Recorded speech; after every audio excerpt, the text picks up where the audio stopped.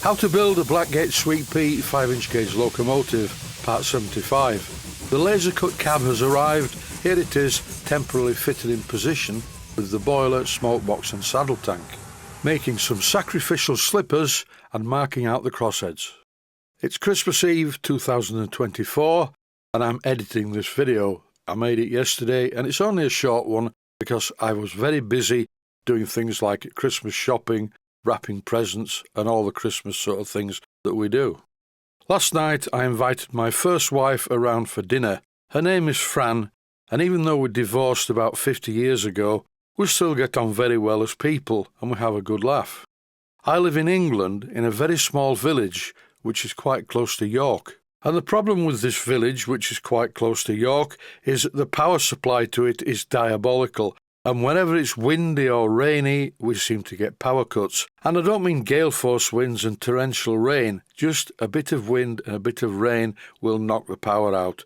Anyway, luckily I'd finished cooking the dinner just as the power went off.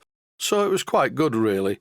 Not romantic, we're not connected in that way, but we sat by candlelight and mobile phone light eating this really nice dinner, even though I say it myself.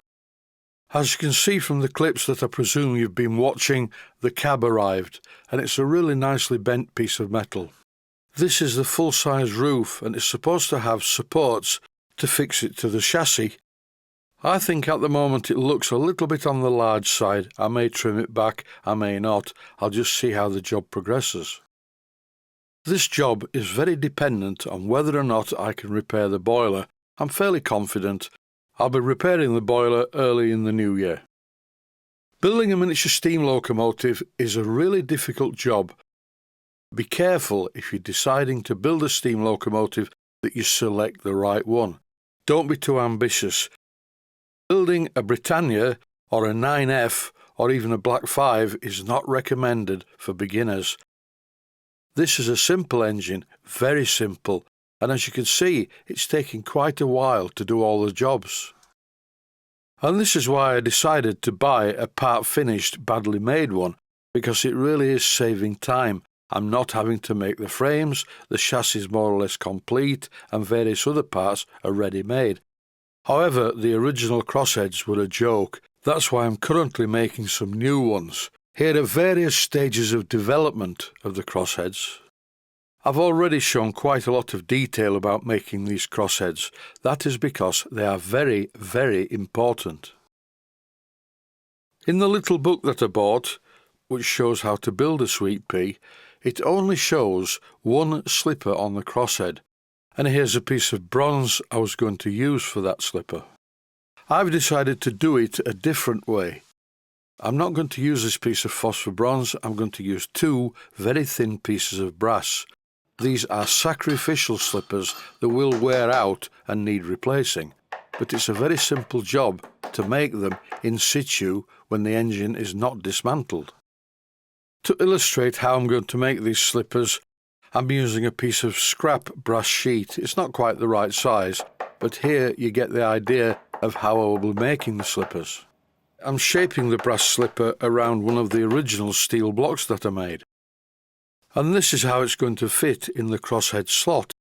As I previously mentioned, the drawing only shows one. On the top of the crosshead guide bar, I'm going to use one either side.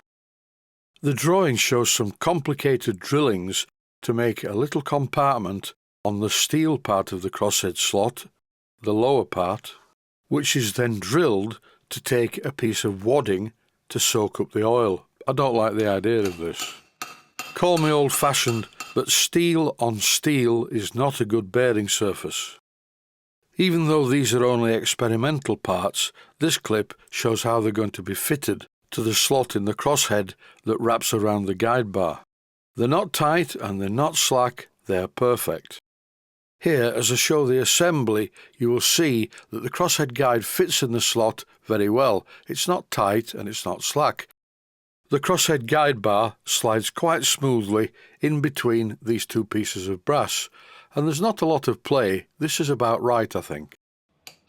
Here I'm using one of the blocks that I made first of all to square off the pieces of brass, and I think they're going to look okay. I cannot stress how easy it is for this job to go wrong.